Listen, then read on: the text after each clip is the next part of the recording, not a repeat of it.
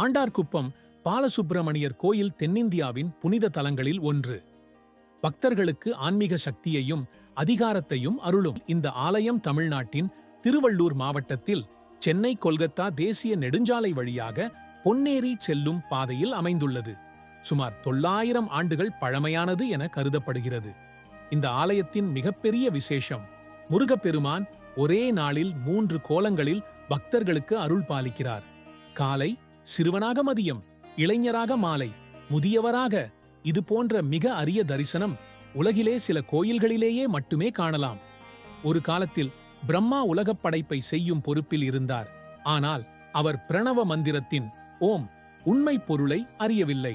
இதைக் கண்டு ஆச்சரியப்பட்ட முருகப்பெருமான், ஓம் என்னும் பிரணவத்தின் பொருள் தெரியாதவருக்கு உலகத்தை படைக்கும் அதிகாரம் இருக்க முடியாது எனக் கூறி பிரம்மாவை சிறையில் அடைத்தார்.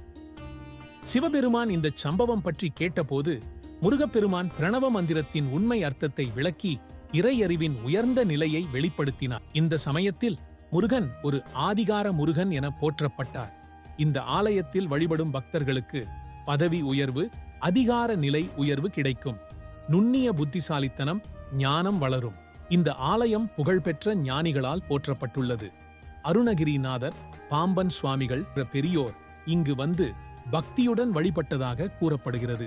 ஆண்டார்குப்பம் பாலசுப்பிரமணியர் திருக்கோயில் ஒரு பக்தர்களுக்கு அழியாத அதிகாரமும் ஆன்மீக பலமும் அருளும் புனிதத் தலம். ஒரு நாள் நீங்கள் இங்கு சென்று முருகப்பெருமானின் அருள் பெறுங்கள்.